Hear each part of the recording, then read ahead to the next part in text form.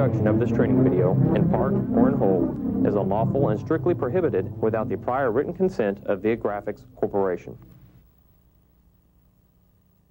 Included with your videotape is a course index. This contains reference numbers which will allow you to quickly access sections and topics with ease.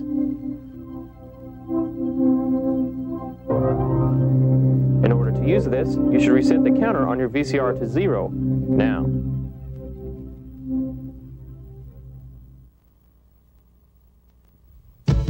If you depend on computers and software, Viagrafix is the right choice for you. When you use video training, you learn faster, retain more, and perform better at your computer. And best of all, less time at your computer means more time for you and the things that are really important. This videotape is designed to help you learn your software quickly and efficiently. Follow these 3 easy steps to get the most from this tape. First, watch the entire video all the way through. Second, watch the tape again, this time in 2 to 10-minute sections. Be sure to take your time to stop and practice the exercises or concepts on this video. To help you with this, we've inserted pauses into the tape. When you see this screen and hear this music, this is a suggested spot for you to stop or pause the tape. We recommend that you practice your computer skills at the pause points. Finally, rewind and refer back to the tape. You can do this as often as you need to. The video is divided into chapters so you can easily find the areas where you need to review. You may continue the process until you master the concepts. Most Viagrafix training tapes also include a learning disc. You may use the sample data files on this disc to build your confidence by practicing on your own computer what you've learned from the video. The disc files are designed to work with software applications and will not run by themselves. Viagrafix offers the most comprehensive collection of computer video training tapes available, from beginning to advanced levels. Please let us know how these videos work for you. Your comments are welcome and do make a difference.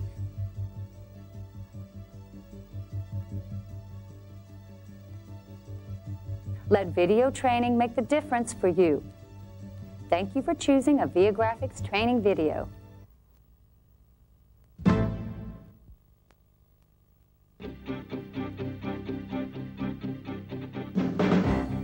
Now, more than ever, keeping up with the world means keeping up with computer technology and software.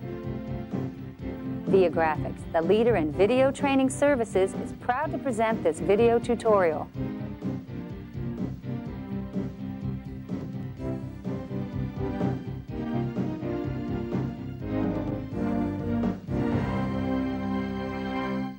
Hello and welcome to this video tutorial, What's New in Windows 98? I'm David Cooper along with Paula Kennedy.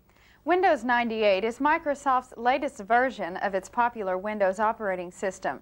It makes your computer work better by providing better system performance and easier system maintenance. And Windows 98 has better multimedia support than ever before.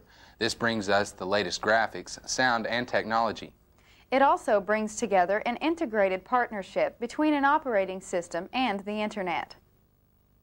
In this video, we will take a look at some of the new things about Windows 98. We'll demonstrate how to upgrade a Windows 95 computer to Windows 98 and how to install Windows 98 over a computer with MS-DOS on it. Finally, we'll run Windows 98 and show how to use some of its new features.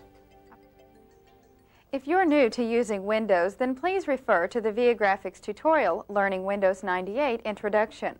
This tutorial will teach you the fundamental skills needed to operate Windows 98.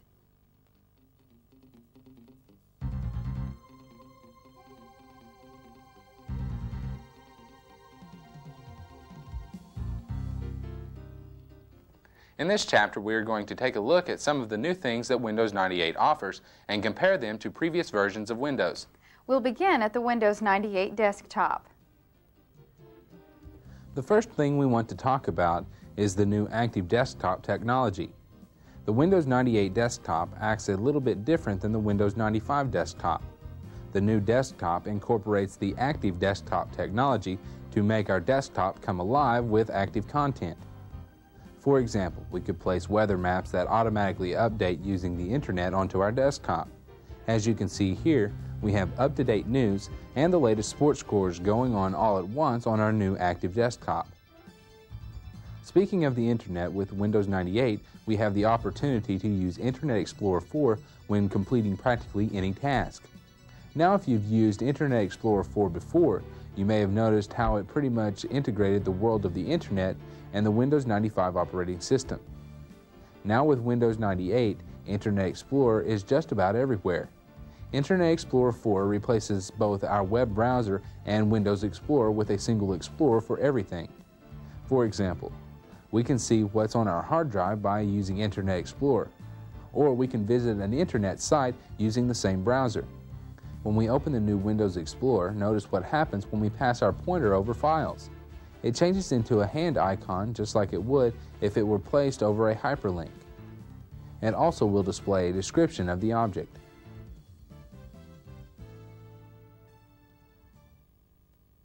The reason Windows 98 is so much more web-based is because of how the Internet Explorer's web browsing advantages have been integrated with it.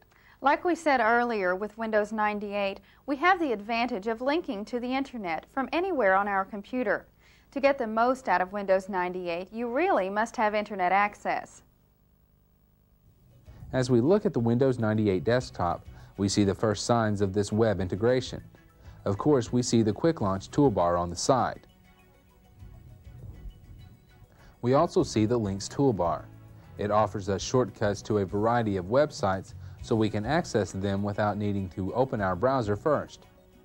When we pass the pointer over links, we see tips about the link appear automatically.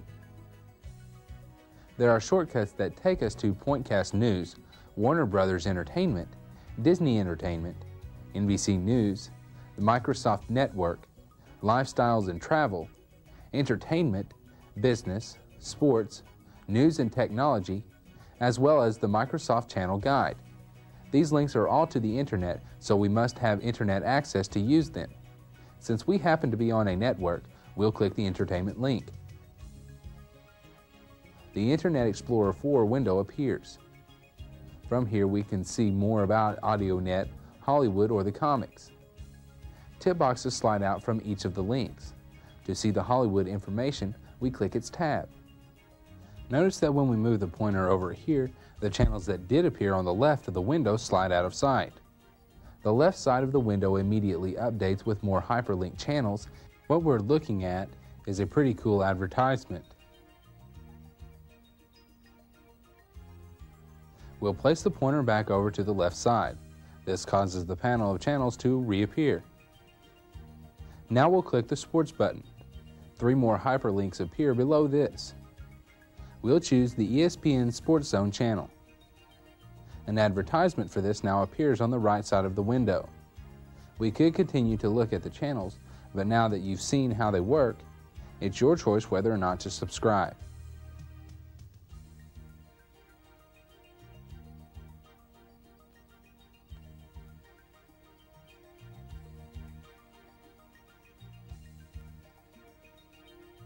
To exit from here, we'll click the Internet Explorer's Close button. This takes us back to the Windows 98 desktop. The new Links toolbar will help everyone to access websites much faster. It will help parents and children to find fun sites right away. And it will help anyone who is new to using the Internet to jump right in and get some use out of it. Anyone who is already hooked on the Internet will be happy to know that the Links bar is customizable. This means that if we don't want one of the current links, we can replace it with one we'll use more. What's more, we can add new toolbars to the desktop, so we can have as many links as we want. You may pause the tape now to practice on your computer.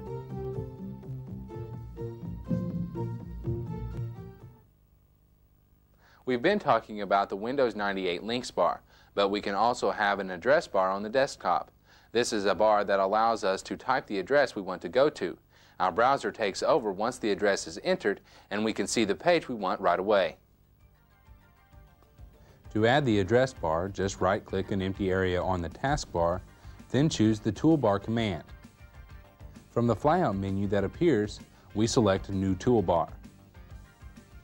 The new toolbar box appears and we enter the web address to place on the taskbar. We'll use the Viagrafix homepage.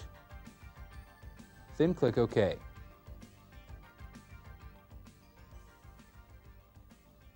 We see the button on the taskbar. So much of what's new in Windows 98 focuses on web integration. We simply cannot stress enough the necessity of having an internet connection while using Windows 98. Would you get excited about some brand new utilities in Windows 98? Good, because in Windows 98 we get a number of them. The most important ones are the System Information Utility and the System File Checker. The System Information Utility provides us with lots of interesting information about our computer, which can be quite helpful for troubleshooting purposes. As you can see here, we can select the information category we want to examine on the left, and on the right we see the information displayed. We can now print this at any time. The System File Checker will check important Windows 98 system files to make sure they haven't been damaged. With it, we check our files, and if one is found corrupt or damaged, we have the ability to restore the file or update it. This will help keep our systems running clean and mean. We click OK, then close the System File Checker.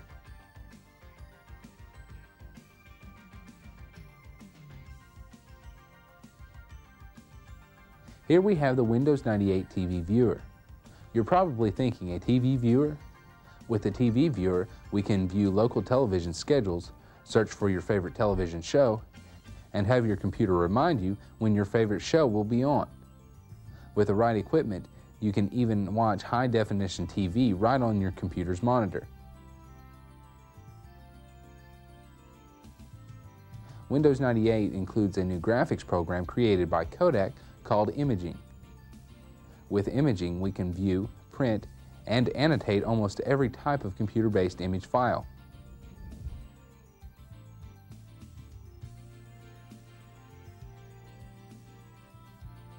With Windows 98, we can enable multiple display support if we have a PCI computer with 2 or more display adapters and monitors.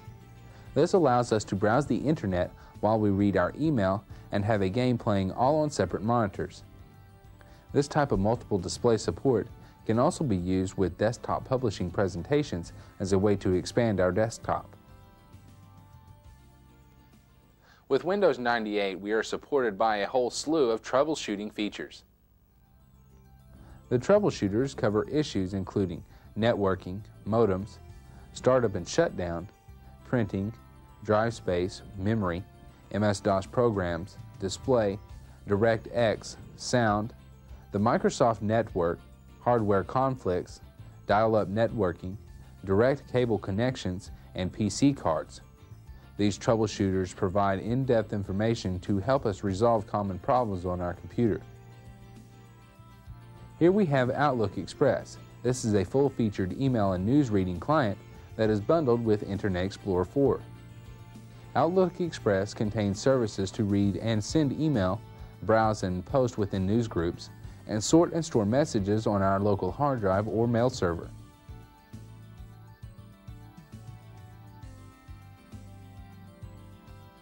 Let's go to the Start menu, choose Programs, and then look at another feature. This is Microsoft NetMeeting. It's a complete internet conferencing solution providing standards-based audio, data, and video conferencing functionality. The video, audio, and data conferencing functions of NetMeeting are all based on industry standards, so you can communicate with people who use compatible products from companies other than Microsoft. Next, we have the Personal Web Server. Microsoft Personal Web Server is the answer to our personal information sharing and web development needs. It's a desktop web server that performs website setup, creates homepages automatically, and allows drag and drop publishing of documents.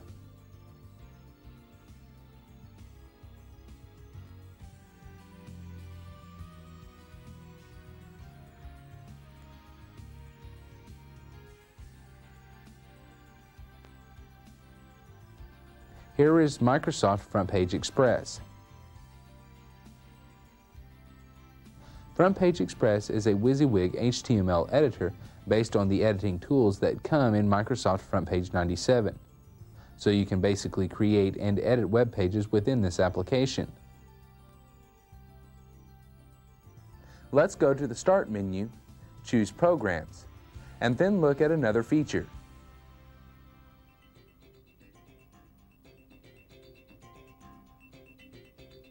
This is Microsoft NetShow. NetShow is a platform for streaming multimedia over networks that range from low bandwidth dial-up internet connections to high bandwidth switched local area networks. Companies can use NetShow to produce new streaming content for applications such as training, corporate communications, entertainment, and advertising to users all over the world.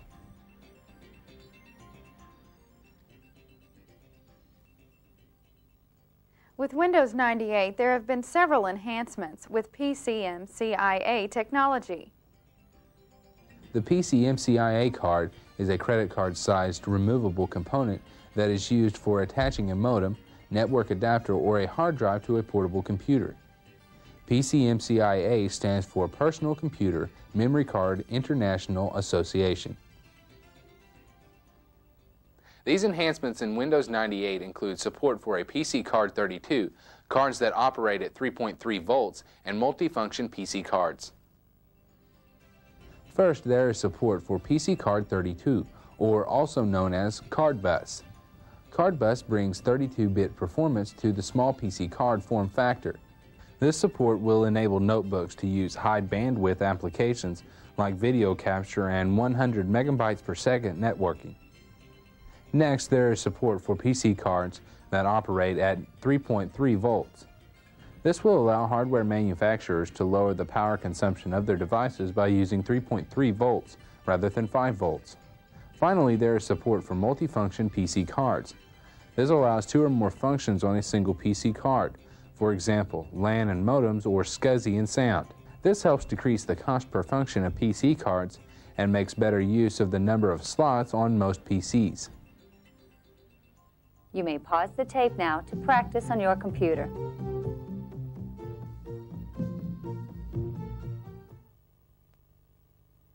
Let's review what we've covered in this chapter.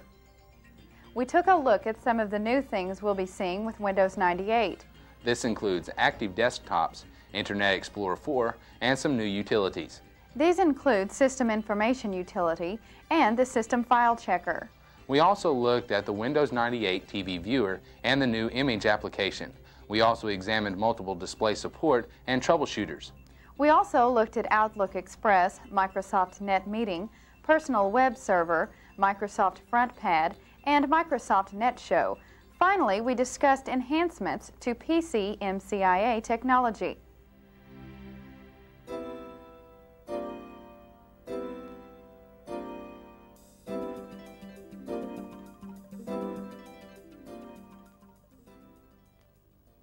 In this chapter, we are going to demonstrate how to upgrade a computer with Windows 95 on it to Windows 98. First, here's a list of steps to follow to make the installation process as smooth as possible. First, we need to check our computer and make sure that it meets both sets of requirements. First, for running the Windows 98 setup program, and second, for installing the Windows 98 software itself. Secondly, make the appropriate installation decisions based on the current installation and the needs of our user. Then disable any software that could cause problems during setup. This could be anything from firewall applications to antivirus software.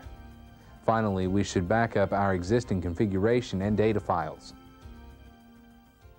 Since we are upgrading our Windows 95 computer, we basically want to keep our current configuration settings such as our computer name, username, and installation directory. Because of this, the information we have to supply to set up is very limited, which is nice. We'll begin at the Windows 95 desktop. First, we make sure that all programs including antivirus applications are closed. Next, insert the Windows 98 CD-ROM into the proper drive. Ours is D. Now we click the Start button and choose Run. We now see the Run dialog box. In the open field, we need to type the location of the Windows 98 CD. For example, we'll type D:/setup and click OK because the D drive is our CD-ROM drive. Running the setup file will activate the Windows 98 setup wizard. Before we jump in, let's take a look at what's new with the setup program of Windows 98. First of all, the Windows 98 setup program reduces the number of steps in the setup process from Windows 95 and 3.1. The number of setup steps has been reduced from 12 to 5, so anyone who has been planning on spending tons of time updating their computer will have a pleasant surprise. All of the input that is required when installing Windows 98 is requested at the beginning of setup. After we enter this, we can leave our computer going unattended and come back later to a computer with Windows 98 installed on it. Anyone who plans on hanging around through this process will find that rebooting the computer at the end of the installation process has now been automated. Before Windows reboots, there is a 15-second delay to notify the user that a reboot is about to be performed. Another new feature to setup is the Setup Wizard information bar that appears on the left side of the setup screen. This bar tracks the installation process for us. Near the bottom of the bar, the time remaining to complete the installation is displayed. Next, we have the Emergency Startup Disk, or ESD. This allows us to start our computer if we're not able to boot our computer from the hard drive. This ESD contains generic real code, AT-API, CD-ROM, and SCSI drivers.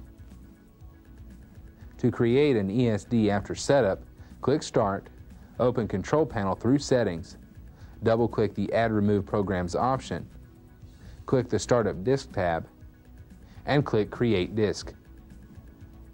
Another new feature of setup is the new CAB file structure. A CAB, or cabinet, is a normal file that contains pieces of one or more files that are usually in a compressed format. This new structure has sped up the installation process. In Windows 95, the files in each CAB structure could have been anything from networking to modems. Now all related files such as the networking files will be placed together in the same CAB file. The final feature we'll point out is what's called enumeration of plug-and-play hardware. Plug-and-play is the ability of Windows 98 to add new components and have them work without having to perform any technical procedures. This occurs during the first time the computer is booted during setup. Enumeration is something that is performed before detection to reduce hardware detection errors. On the left side of the Setup Wizard, we see the Setup Wizard information bar. The 5 steps that we'll be going through are displayed here. This wizard will guide us through each and every installation step, which makes the installation process painless even for the novice user. We click Continue, and this brings up Step 2. During this phase, Setup collects information about our computer and prepares it for copying the Windows 98 files.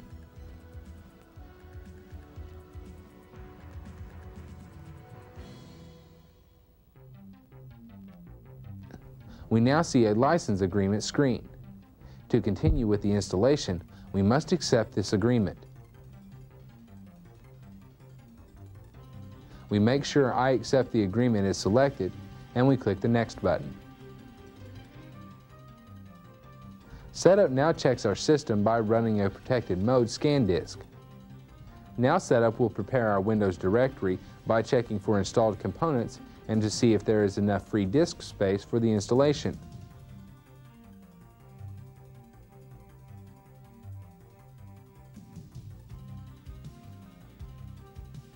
Setup will then give us the option of saving our existing MS-DOS and Windows system files. It is strongly recommended that we choose this option. This is because if we experience problems with Windows 98, we'll be able to restore our Windows 95 configuration by simply uninstalling Windows 98. Now we are asked for the product identification number. The product ID number can be found on your Windows 98 installation disk or your certificate of authenticity. Now we see the identification dialog box. We enter a computer name, work group name, and a computer description. The computer name must be unique to the network we'll be using and can be up to 15 characters long with no spaces. At the Internet Channels dialog box, we make sure United States is highlighted and click Next. Now we are prompted to create the emergency startup disk. It is recommended to create one of these, so we will do so. We need to make sure we have a blank formatted floppy disk for this and place it into the proper drive. Ours is A. We click OK to create the ESD.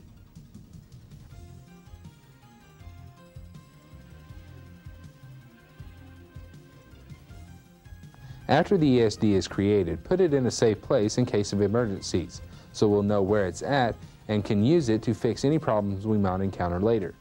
We click Next to continue. After setup has gathered all the information it needs from our computer, it begins copying the Windows 98 files to our computer. During this phase, our input is not needed. We can see the progress of this copying phase on our screen. You may pause the tape now to practice on your computer.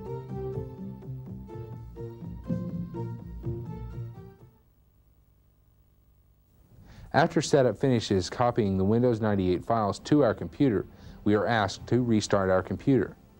We can click the Restart Now button to restart our computer immediately, but as we said earlier, if we wait 15 seconds, Windows 98 will do this for us automatically. We'll wait 15 seconds and see if it does restart automatically.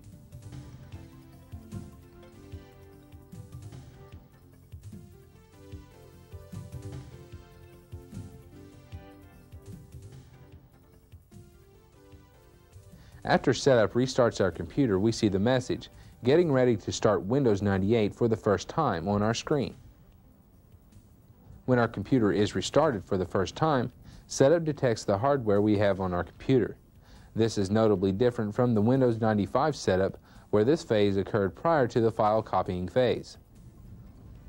It's changed in Windows 98 because performing hardware detection after restarting our computer is more reliable and less likely to create problems that cause the computer to stop responding.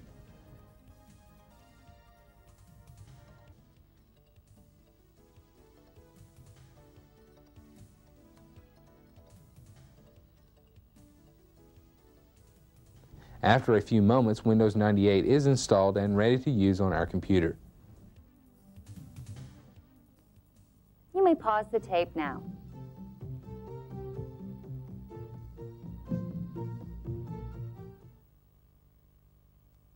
Let's review what we've covered in this chapter. We learned about some steps we need to take in preparing to install Windows 98.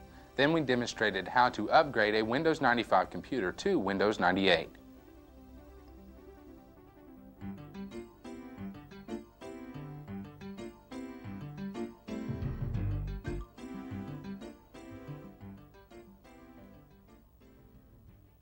In this chapter, we'll go through the steps to successfully install the Windows 98 operating system. We're going to install Windows 98 on a fresh, clean computer that only has DOS on it. You may install over Windows 3.1, or as we saw in the last chapter, you can upgrade over Windows 95. Here are the system requirements for installing the Windows 98 operating system. It requires a computer with a 486 66 MHz or higher processor, 16 megabytes of RAM, and 200 megabytes of available hard disk space. These are the minimum system requirements, so of course the more capacity your computer has, the faster Windows 98 will be. We're almost ready to begin the installation. We've made sure that our computer meets the system requirements, and we have backed up our existing configuration and data files. If you haven't done this, take a few minutes and do this also. Okay, first we turn our computer on and see the DOS prompt. Now we place the installation CD into the proper drive. Ours is D. We'll type D:/setup and press enter. And setup then performs a routine check on our system by running ScanDisk. Then our registry will be checked by setup. Step 1 begins and we see the Windows 98 Setup Wizard. This wizard will guide us through each and every installation step. We now see a license agreement screen. To continue with the installation, we must accept the agreement. We now see the Select Directory dialog box. If we wanted to install Windows 98 to a different directory other than the default, we would tell Setup about this here. For this demonstration, we'll leave the default setting. We now see the Prepare Directory dialog box. Here, the Windows 98 structure is created, then Setup checks for installed components. It also determines whether or not we have enough disk space for the files. We now need to choose what type of setup we want in the Setup Options dialog box. For this demonstration, we'll keep Typical selected and click the Next button. Now we are asked for the product identification number. The product ID number can be found on your Windows 98 installation disk or your certificate of authenticity. We type the number, then verify it.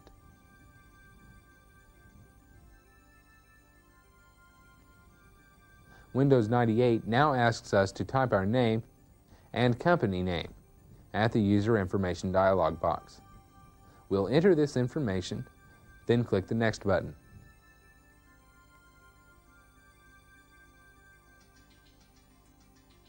At the Windows Components box, we click Show me the list of components so I can choose. Then click Next. We now see the Select Components dialog box. This dialog box allows us to add or remove a Windows 98 component. In the components list, we see several categories with checkboxes at the left. We click inside the boxes to place a check beside that setup item. In the components list, we can select a component category, then click the Details button to see a dialog box that lists all the components in the category. To add a component, we need to make sure its checkbox is checked. To prevent a component from being installed, we need to make sure the component is not checked. For this demonstration, though, we'll leave the default settings. If you feel comfortable experimenting, then feel free to do so. It will not mess up the installation, so don't worry. When we are satisfied with our selections, we click the Next button. Now we see the Identification dialog box. We are prompted to identify how we want our computer to be identified in our network. We enter a computer name, workgroup name, and a computer description. The computer name must be unique to the network we'll be using and can be up to 15 characters long with no spaces. The name can only contain alphanumeric characters and a few special characters. Here's a list of these special characters that can be used in our computer name: the exclamation point, the @ sign, the number sign, the $sign, the % sign, the caret symbol, the ampersand, the open and close parenthesis signs, the minus sign, the underlined character, a single quotation mark, the left and right curly brackets, the period symbol, and the tilde sign. We'll name our computer Testing 1, but you should name your computer what you want the name to be. Then press the Tab key. In the Workgroup field, we need a name if we are installing Windows 98 to be on a network. A workgroup is 2 or more individuals who share files and databases in a network configuration. We'll use workgroup for the name of our workgroup. You can use any name you want, just as long as it's necessary for your computer. We press the Tab key. Now we'll type a short description about this computer and click the Next button. At the Internet Channels dialog box, we make sure United States is highlighted and click Next. Next, we are prompted to create the emergency startup disk. It is recommended we create one of these, so we will do so. We need to make sure we have a blank formatted floppy disk for this and place it into the proper drive. We click Next to create the SD.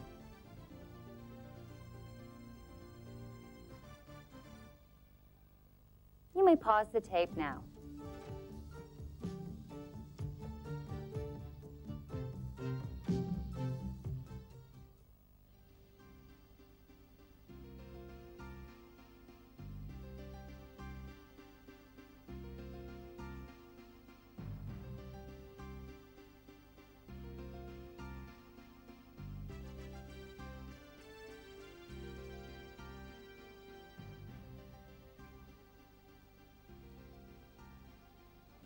After setup has gathered all the information it needs from our computer, it begins copying the Windows 98 files to our computer. During this phase, our input is not needed. We can see the progress of this copying phase on our screen.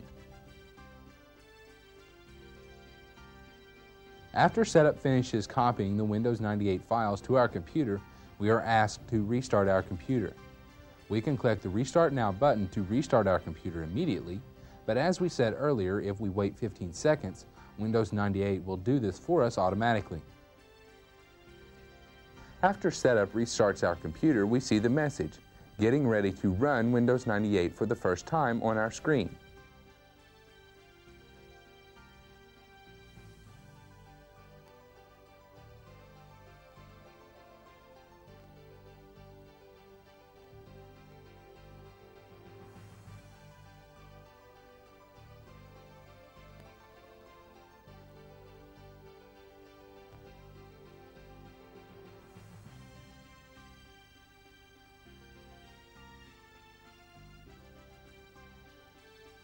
When our computer is restarted the first time, setup detects the hardware we have on our computer.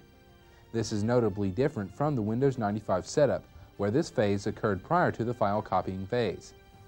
It's changed in Windows 98 because performing hardware detection after restarting our computer once is more reliable and less likely to create problems that cause the computer to stop responding.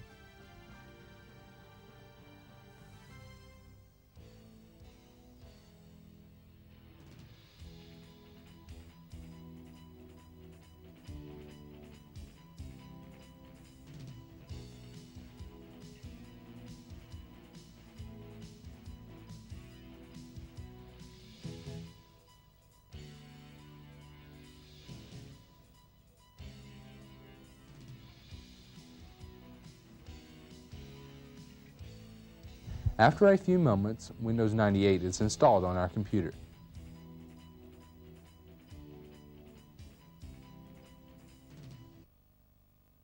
You may pause the tape now.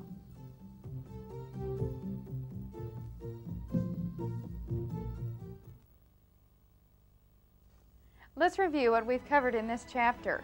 We learned how to install Windows 98 on a DOS computer.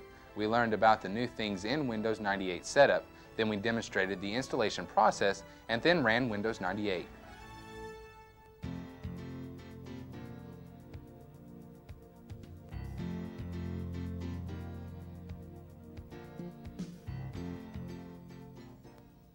In this chapter, we are going to work with Windows 98 a little bit. We won't go into a lot of things because everything else will be covered in our other tutorials. What we're going to do here is cover some basic things you can do in Windows 98. Let's get started. We've already started our computer and are looking at the Windows 98 desktop. Right away, we can see a difference from the Windows 95 desktop. There are several more shortcuts placed on the desktop, and on the right side of the window is a long tool palette. Depending on the extras you install with Windows 98, you may have even more to see. Windows 98 gives us the option of double-clicking shortcut icons to select them in the traditional way or using the single-click method. Those of us who were previously using Windows 95 will probably find this to be a big improvement once we get used to the difference. As we think more about how Windows 95 functioned, we know that the shortcut icons were not automatically highlighted when we placed the mouse pointer over them. In order to select an icon, we would have to click it once. To open the application or file the shortcut icon symbolized, we had to double-click on the shortcut. With Windows 98, we can say goodbye to double-clicking the desktop icons because Windows 98 has the option of being web-based. We're going to take a moment and show how Windows 98 uses single-clicking. This will involve adjusting some settings. We're going to demonstrate without a great deal of explanation, so please refer to the Learning Windows 98 tutorials for more detailed lessons. Depending on the settings of our desktop, we may or may not have the single-click launching activated. To activate this, we choose the My Computer icon, then the View menu. From this menu, we select the bottom command, which is Folder Options. The Folder Options dialog box now appears. With the General tab selected, we see options for the Windows Desktop Update. Notice that we can see the web style, which makes our computer look and act like the World Wide Web, classic style, which makes our computer default to classic Windows settings, or custom-based settings, which acts like a I choose none of the above sort of setting so we can make up the way we want things to look ourselves. Right now, custom is selected, and a preview of it appears in the box above. To show the single-click feature, we click the radio dial beside Web Style. Notice that the preview box above now reflects this style.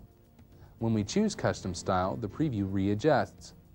For our purposes, we'll select Web Style, then press Enter twice. Now we can close the My Computer window by clicking its Close button. Right away, we notice the differences between using Windows 95's traditional methods for selecting and the single-click method. First of all, the titles of the shortcut icons are all white and underlined. This shows us that each icon is already part selected, so that instead of needing to double-click one to open it, as we did using the traditional Windows 95 method, we can simply click once. Notice that clicking the recycle bin one time, its window opens. Now to close the window, we'll click the Close button. But before clicking it, notice how tooltips for the buttons appear. This is a nice improvement over Windows 95.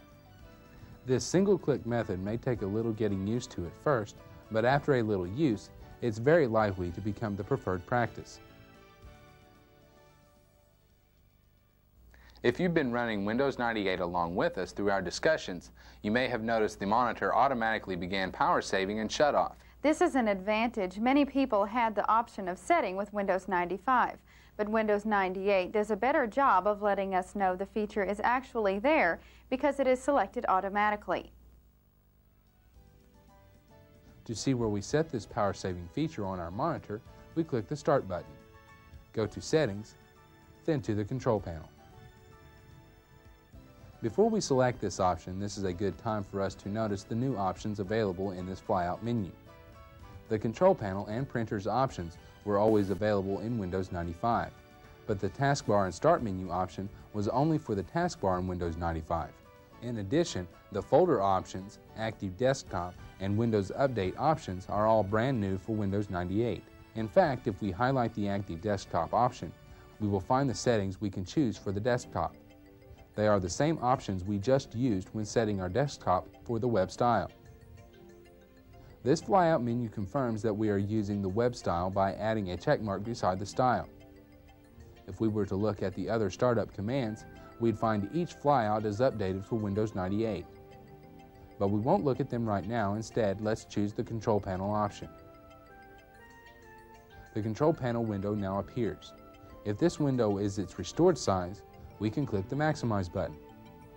This gives us a good look at Windows 98's new features. The game controller, power management, telephony, and users are all new.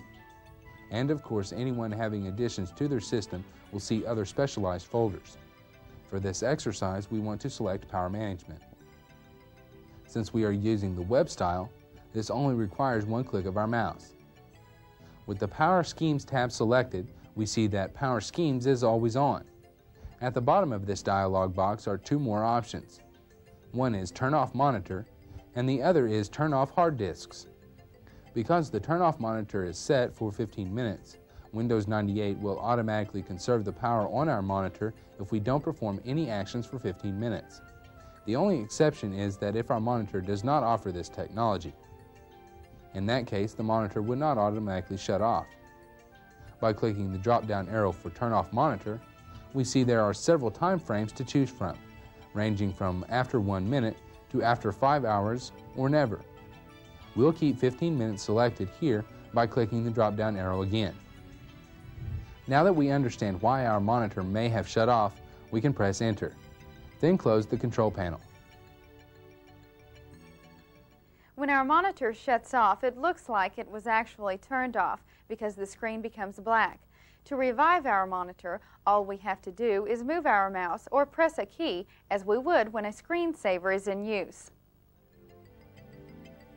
As we see, the screen has shut itself off. We can revive it by just moving our mouse.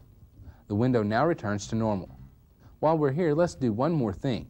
We want to look at the Start menu one more time to show the new commands here. When we click Start, we immediately notice a few changes. First of all, the Favorites folder is added here for easy access. In addition, the Windows Update for more information. Now we'll open some of the commands of the Start menu to point out the new commands here, starting with Favorites. This folder offers a quick way to access our favorite places. This can be a website or somewhere on our hard drive. We see default favorites including channels, cool sites, links, Microsoft software and services, and software updates. There are flyout menus with more choices on many of these. Now we select the Documents folder. This is the same setup in Windows 98 as it was in Windows 95. The documents that are listed here depend on what files we have most recently opened. Because we haven't created or opened any folders yet, there aren't any here. We've already looked at Settings, so we'll highlight Find. There are new commands here as well. They include On the Internet and People. Again and again, we will find that Windows 98 does a great job of integrating the Internet. Now that we've taken a look at some of the new commands in the Start menu, we can close it. Let's open our Windows 98 Explorer. We click the Start button, and through Programs, we choose Windows Explorer. We now see the Windows Explorer window. Windows Explorer helps us find the files on our computer. If you've used older versions of Windows, you probably used File Manager. Windows Explorer can be best described as a pumped-up file manager. If we take a look at Windows Explorer, we can find a lot of information displayed. At the top of the screen, we see the title bar which says Exploring MS-DOS 6. This tells us exactly which folder is open. On the far right side of the title bar, the button marked with an X on it is the Close button. This will close Windows Explorer when clicked. The menu bar is right below the title bar. It contains several menus that drop down and display their commands when clicked. Below the menu bar is the toolbar. The toolbar holds buttons that are shortcuts to some of the commands located in the menu bar. The Windows Explorer itself has two window panes. The left pane displays the folders on our hard drive, while the right pane displays the contents of the open folder. We can always tell which folder is open by looking at the icons in the left pane. When a folder is open, the folder's icon is displayed as an open folder, while all other folders have a closed folder icon. If we look close, we can see small square boxes to the left of some of these folders. This means that there are subfolders within the main folder. A folder that contains a square box with a plus sign in it will contain additional folders that we cannot see right now. This is because the folder is collapsed. Let's click a plus sign and see the folder expand. Notice that the plus sign has changed to a minus sign. This means the folder is expanded. Let's close the Windows 98 Explorer by clicking the Close button and return to the Windows 98 desktop. In the next demonstration, we're going to first take a look at the Display Properties dialog box, then work with the active desktop. First, let's right-click in a blank area on our desktop. This opens a shortcut menu from which we'll choose Properties to display the Display Properties dialog box. Notice the Effects tab. This is a new tab with Windows 98. This tab gives us several different options that were available in Windows 95, only if we dished out a few more dollars for the Microsoft Plus pack. Let's click the Effects tab. We can change the icons for My Computer, Network Neighborhood, and the Recycle Bin. To change one of the icons, we choose the icon we want to change. Then we click the Change Icon button to display the Change Icon dialog box. We choose an icon and click OK. Now we can click the Apply button to see our changes. Let's click OK to close the Display Properties dialog box. Let's work with the active desktop now. We can easily add items to it. First, we need to make our desktop active. It doesn't automatically become active. We have to turn that on. Let's right-click in an empty area on our Windows 98 desktop. From the shortcut menu that appears, select Active Desktop and make sure that the View as Web Page option is checked. Now let's select Properties. This will display the Properties dialog box. Let's click the Web tab. We now select New to display the new Active Desktop item dialog box. We'll click Yes to connect to the Internet and visit the Active Desktop gallery. If it's necessary, confirm that you want to connect to the Internet.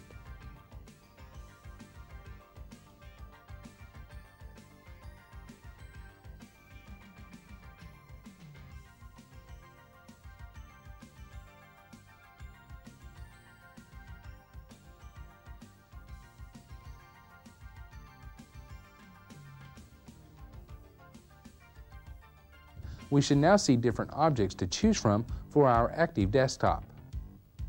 Let's use the News object. We'll click CNET as the item we want to add to our desktop. CNET begins loading.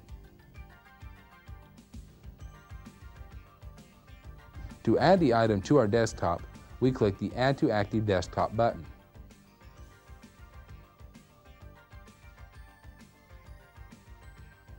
We click OK to add the item.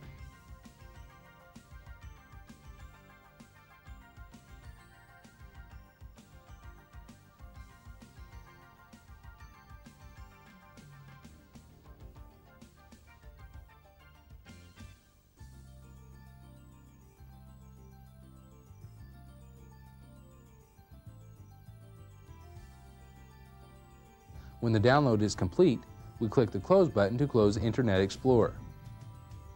Now CNET should be shown.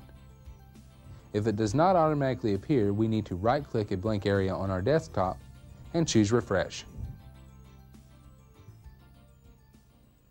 Items that we add to the Active Desktop need to be updated from time to time if they're going to be of any value to us. The update method that we should use depends on the type of Internet connection we have. If we connect to the Internet through a modem, we probably want to update the items manually. To update CNET manually, we move the mouse pointer into its title bar. When the gray bar appears at the top, we click the down arrow at the left edge of the gray bar. Now we choose Properties, and then click the Schedule tab. We click Update Now to retrieve the latest news data.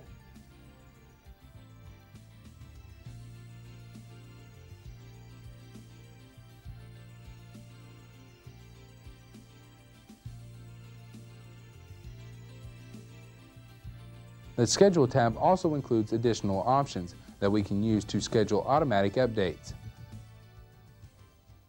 Let's learn how to remove this item from our Active Desktop. To remove the item, we first right-click in a blank area on our desktop, then click Properties.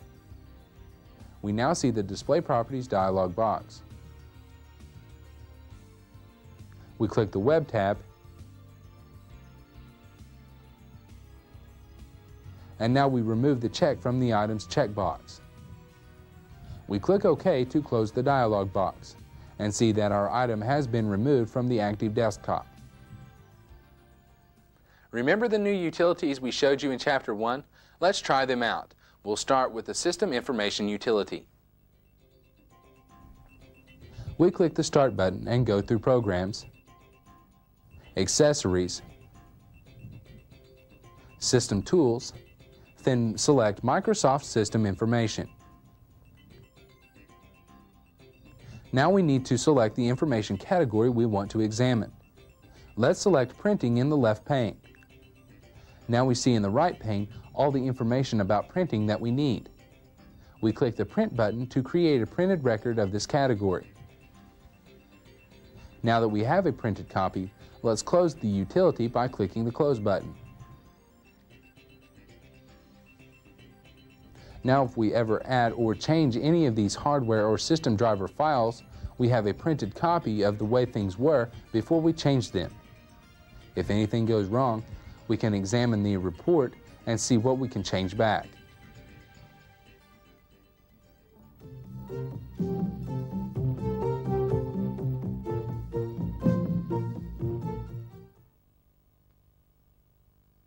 Let's try the System File Checker now. Let's verify that our system files are okay. We click the Start button, then go through Programs, Accessories, System Tools, then choose System File Checker.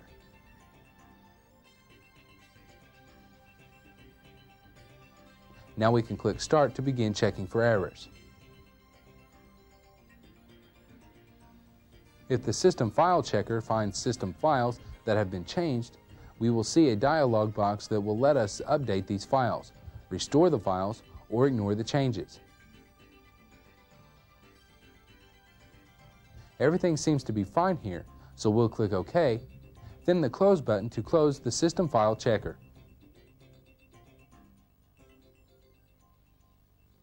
In this next demonstration, we are going to be working with floppy disks. The first thing we want to do is format this floppy disk with Windows 98. We place the blank diskette in the proper drive, ours is A. Now let's click the My Computer icon to display the My Computer window. Now let's right-click the icon for our floppy A drive. A context-sensitive shortcut menu now appears. Now we'll select Format to display the Format dialog box. We need to verify that the correct disk capacity is shown in the capacity list box. The disk that we have included is a 3.5-inch high density. So make sure that in the capacity list box we see 1.44 MB 3.5. Now we select the type of format to perform. The disk that we have is unformatted, so we'll click Full Format. Let's also make sure that the Display Summary when finished checkbox is selected. This is so we can see the summary report after the disk has been formatted. We'll click Start to begin formatting the disk. The progress band at the bottom of the dialog box shows how far along the format is during the format. When the format is complete, the Format Results dialog box shows us a summary of the format process. Let's click Close to return to the Format dialog box. Then we'll click Close again to return to the My Computer window. We'll also click the Close button here as well. Let's now learn to copy files to the disk. Now that our disk has been formatted, it's ready to use. We make sure the disk is in the proper drive, and now we'll right-click the Start button and choose Explorer. Let's select the command folder by clicking it and displaying its contents in the right pane. Now let's find a file to copy. We'll copy the edit.hlp file. We right-click this file and then select Send To. Then choose 3.5 floppy. The file is then copied to our disk. Now we'll close Explorer. Remember the imaging program we showed you in Chapter 1? Let's play with it a little. First, let's click the Start button, then go through Programs, and then choose Imaging. Now let's open a file. We'll click the File menu and choose Open.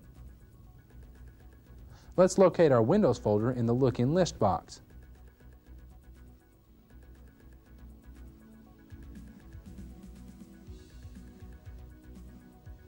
Let's open a file to use. We'll use the setup.bmp file. If you can't find this image, then you can use a different one.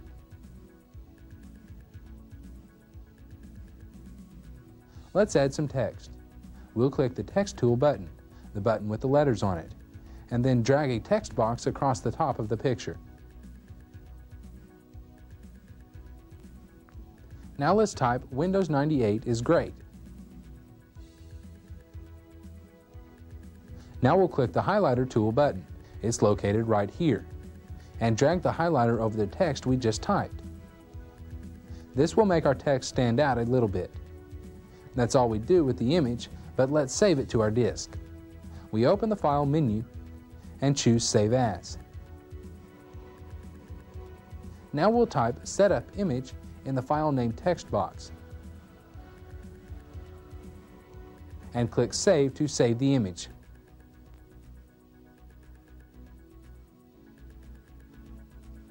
Let's click the Close button to close imaging.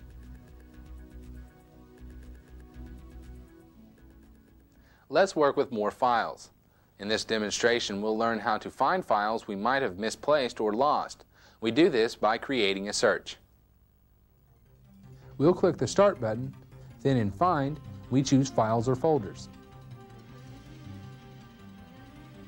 In the Named field, we type what we want to search for.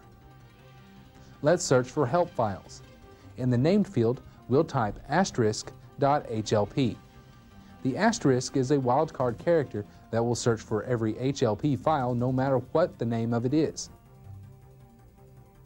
We now click the Find Now button to start the search. When Windows 98 completes the search, we see a list of all the possible files at the bottom of the dialog box. Now it's just a matter of finding that particular file we've been looking for. Let's close the Find window by clicking the Close button. Let's work with files within Windows Explorer. We'll click the Start button, and through Programs we select Windows Explorer. Let's click the Windows folder to display its contents. Now we click Show Files. We can press Ctrl+A to select all the files inside this folder. Ctrl+A is a keyboard shortcut for the Select All command in the Edit menu. Let's press the End key. This moves us to the last item in the Windows folder. If we press the Home key, we are moved to the beginning of the list. Let's create a new folder now. Let's move to the My Documents folder and select it, displaying its contents in the right pane. Now we'll open the File menu and choose New, then Folder. We can now type a name for the new folder. We'll type Test and press Enter. Our new folder is created with the name Test. Now that we have created a folder, let's copy some files into the folder. We select the Windows folder and display its contents in the right pane. Let's locate 3 bitmap files to use. You can use any bitmap on your computer. We'll select this one first. Now holding down the Control button, we'll click on these 2 also, and release our mouse and the Control button.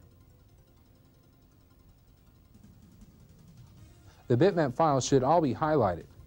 Now let's right-click our mouse on any of the highlighted files and choose the Copy command. We'll go back to the folder we created inside the My Documents folder. We select the folder we created and then right-click on it. We select Paste from the pop-up menu and see our files copied into the folder.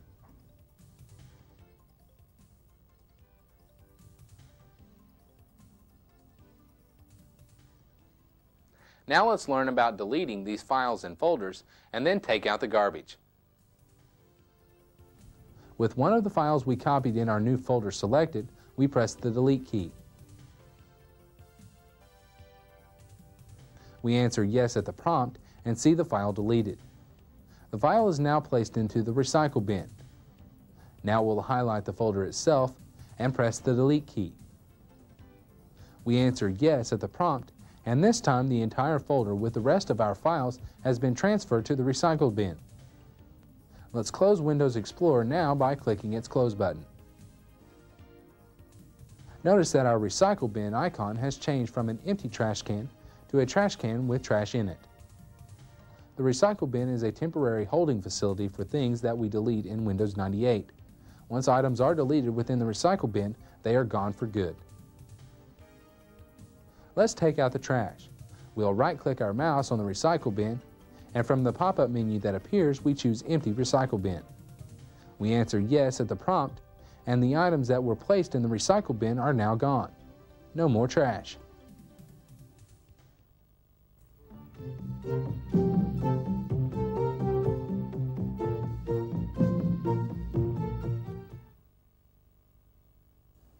Let's review what we covered in this chapter. We learned about Windows 98's new power management, and we saw how Windows 98's new icon highlighting works. We demonstrated the difference between the single-click and traditional double-click methods by changing our desktop setting to web style. Then we showed the power management feature of monitor shutdown. We opened and discussed Windows Explorer, then used display properties to change an icon. We learned about the active desktop, then used the system information utility. We demonstrated the system file checker and demonstrated how to use imaging. We searched for files, then created a new folder with Windows Explorer. We copied files into the new folder, deleted the files and folder. Finally, we used the recycle bin. That review concludes this video tutorial, What's New in Windows 98. We've covered a lot of information in this tutorial. If you feel the need to review, simply rewind the tape and watch that section again until you feel comfortable with the material. If you have any questions or comments about this tutorial, there are several ways to contact us. Our worldwide website address is www.viagrafix.com. For comments on this tutorial or any other Viagrafix product, email us at admin@viagrafix.com. For sales questions or to place an order, send a message to sales@viagrafix.com. We at Viagrafix would like to thank you for choosing our company for your computer training needs. Remember, if you plan to learn about Windows 98 or any other computer software, there's no better way than through video training with Viagrafix.